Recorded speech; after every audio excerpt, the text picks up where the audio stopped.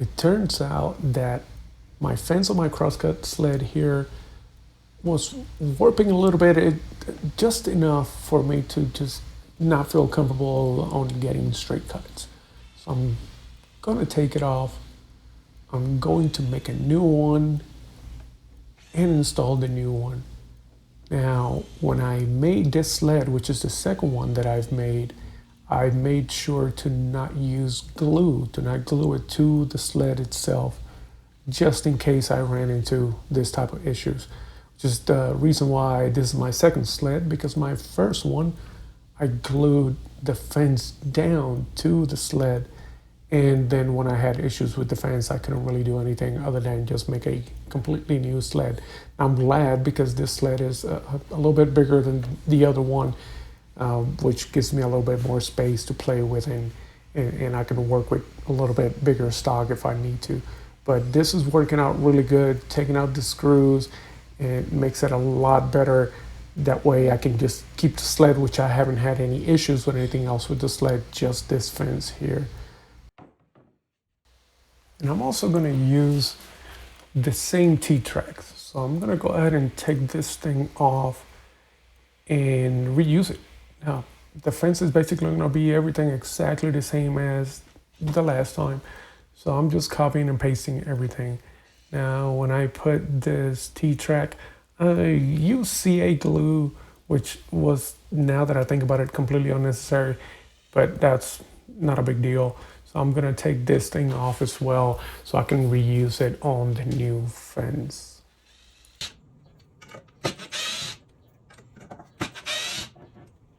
Now this blade guard that I put here on this sled is glued down to the sled. And I did it after I had installed the fence, which is, I mean, that's normal. But there's a little bit of excess glue that I need to shave off a little bit here just to make sure I don't have any issues when I'm installing the new fence.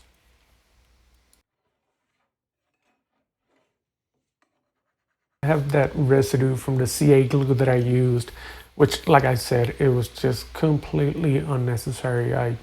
Man, this section of T-track here, I think I may have 7, 8 screws. So there's really no need to put CA glue. So I'm just gonna scrape off a little bit of this excess glue just to make it nice and smooth. It probably won't even make a difference if I leave it as is, but that's just me. I wanna make sure I clean it off and make it all nice and pretty. I'm gonna copy and paste everything on this fence. It's gonna be the same length, same width, same height, everything exactly the same because it worked out really good. I'm measuring it as far as the exact length here, but I'm still not gonna cut it at that length. I'm gonna use my combo square just to use that width of the combo square as my rough cut. And later on, once I have all the strips cut down, glued together, then I'll cut it to the exact length that I need. I'm not going to go ahead and cut it there, that rough cut length that I measured out. I'm using my Craig straight edge. I can just chop it down real quick with the circular saw. I probably could have done it on the table saw, but it's too big of a piece. I'd rather just go ahead and do it like this. Makes it a little bit easier for me. Now that I have my length for the strips and how long I want them, at least for now, until I get to that exact final cut, I'm gonna go ahead and rip down this plywood. Now, full disclosure, this plywood is a bit warped, so I have my fingers crossed, hoping that I can get it nice and straight by the time I'm done gluing it and everything. It should be good to go, but we'll see. I'm just gonna cut down here the 3 strips. Yes, I make my fence 3 wide. just 3 pieces of plywood glued together, and works pretty good. I think that's makes it sturdy enough. And like I said, since I'm making it the same as last time, I really like the way it was last time. It works out perfect.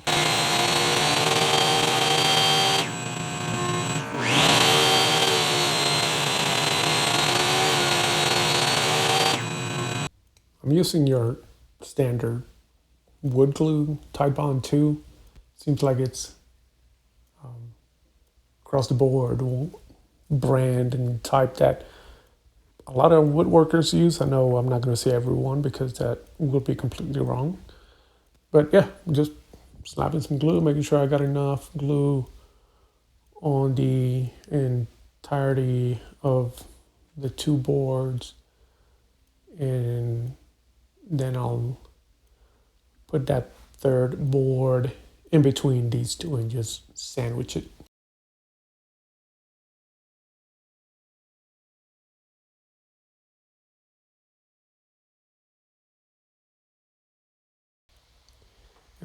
As I had mentioned, you can see right here the warping on the plywood. You can see it on both ends.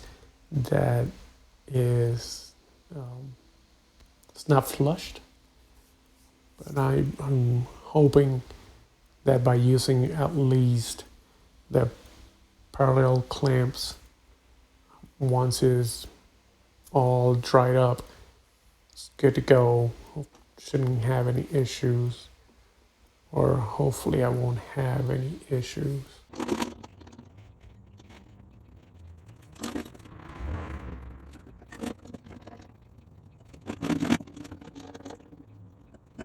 I forgot to record it, but I added a few more extra clamps, as you can see, a few more F clamps that I had, just to make sure that I have it all nice and tight on all sides, but didn't put a lot of pressure in those to try to make sure that it's as flushed and I have no issues with warping or maybe dents on different parts of the board, just trying to keep it as flat as I can. And since I wasn't on a huge rush, I let this dry overnight. Actually, it was probably over 24 hours, just because that's how it worked out. I wasn't in a big rush, and I didn't get into the shop on the next day until late in the afternoon.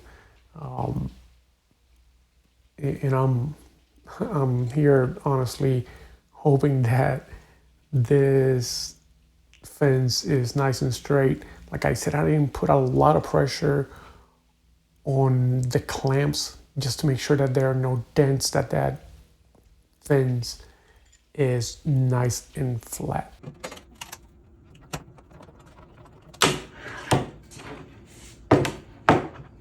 And hey, look at that. Looks like everything turned out all right. There's no warping, and everything worked out pretty good. I'm just gonna go ahead and clean off some of this excess glue here, and so I can then cut it down to the exact height that I need. And my fence is a hair over 3¼ inches. I didn't record it. I forgot to record it. I shaved off one side just to straighten that out, and then I cut it down to the exact height. Now that height is based on the setting that I like, the stop block that I have. I have the Cat's Moses stop block, and the setting that I put it on is just a hair over 3¼ inches. And as you can see, boom, there it goes. Oh, perfect. Now I want to cut this puppy down to the exact length. So I'm first gonna just shave off a little bit on one end just to square it away.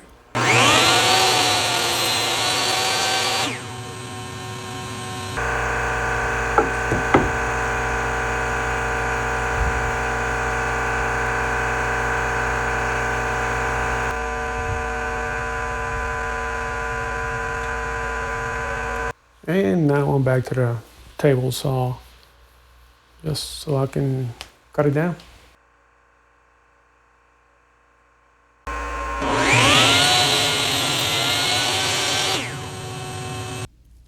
And now that I have my length, I'm gonna go ahead and measure out where I'm going to put the T-track. So I'm just gonna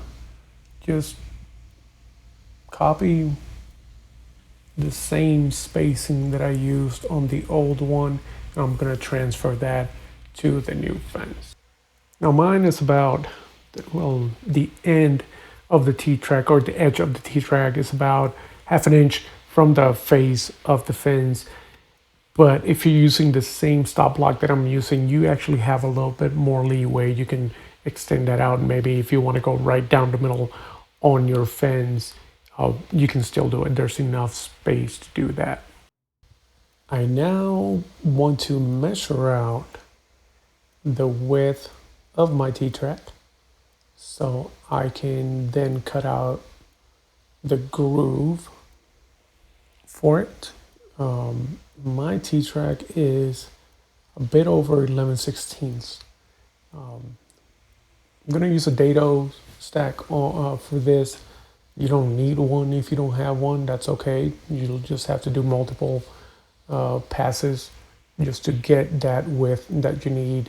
But I am gonna use the instructions here just to help me out figure out at least 11/16, and then I'll probably need some shims to get it to that exact, or as close to exact width that I need.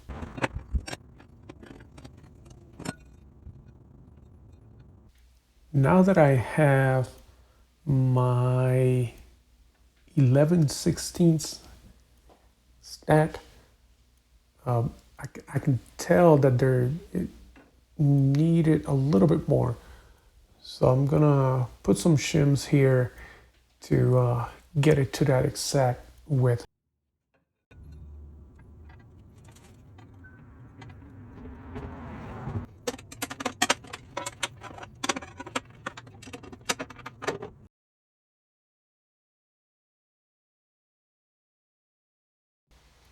So I'm finishing up here, putting this dado stack. You saw I put the shims in between the first blade and chippers. You want to make sure, if you don't already know, that if the teeth on your blades and chippers are staggered, you don't want them touching. And yeah, make sure you take out that riving knife. You don't need that.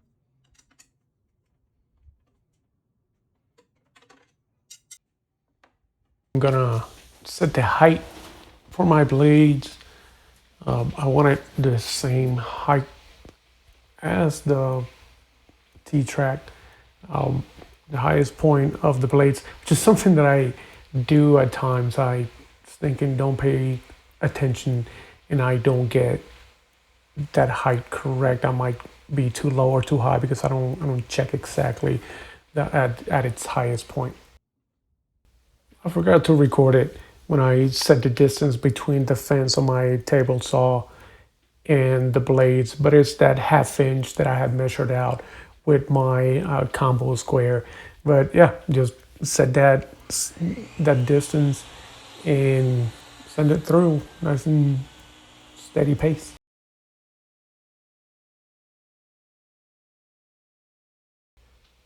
I'm just gonna test it out to see how it fits, and perfect, man. That came out really good. Just taking the time to set up dado stack and all that good stuff, and it really paid off. I'm now gonna drill pilot holes for the screws for the T-track. One thing that I changed out is the screws that come with the T-track. They're just too short. They were probably 1/4 inch, and I didn't like that. So I'm still using the same screws that I used the first time, but they're a bit longer. I'm using I believe these are 3/4 inch screws that I'm using here, just to make sure I got a good grip and that T-track goes nowhere.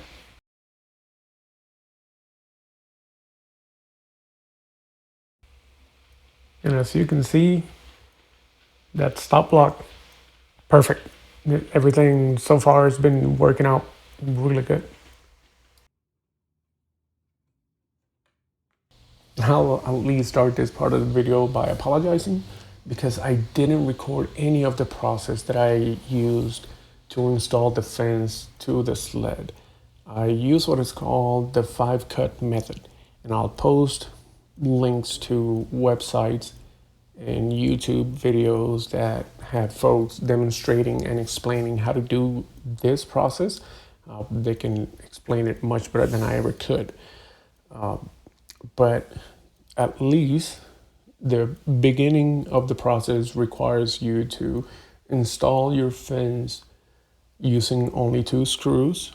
You'll have a pivot screw on one end of the fence, and then you'll have another screw on the other end of the fence. And at least to do that, you want to start off as square as you can, which at least this part that I'm showing here on this video is what I did to begin with. I used my square, I squared it off to the blade, and that's where I put the 2 screws on my fence. And yes, I do that because you want to start off as square as you can. That way you minimize the number of adjustments you may need to do on your fence. Now, after you install your fence with those 2 screws, you'll take a square piece of plywood and you'll run a set of 5 cuts. And after you run those 5 cuts, you take measurements on this piece of plywood and make the calculations that, yes, they are already on either the websites that I'll share and also on the video. And that end result, that number tells you if you need to adjust your fence away from you or closer to you. Now, in my case, this time around, and this didn't happen the first time I installed the fence on the first fence on my sled, is that after running the first set of 5 cuts, it turned out that my fence was already square. That what I did here, installing initially the fence and squared it off to my blade, I was good to go. Obviously, I verified it by doing the 5-cut method 2 more times. I wanted to make sure 100% that I was doing it correctly. And sure enough, after 3 times, doing it 3 times, it turned out that my fence was perfect, good to go. Which at least tells me that my square is a true square. I'll share below as well what square I use. By the way, I don't get any money from any of the tool manufacturers that I'm sharing with you guys, but at least it also tells me that if you start off the process by trying to be as square as possible using your square and square to the blade, you might be able to minimize the number of adjustments you need to do on your fence. In my case, I didn't have to do any adjustments. And now that I'm done with my 5-cut method, I'm going to finish installing the fence. Now there's no more adjustments that I need to do. All I need to do is just put a few more screws just to make sure that it's nice and secure. I already had holes obviously on the sled itself, so I'm just going to go ahead and drill out some pilot holes, and I'm going to run a few more screws down and we'll be good to go.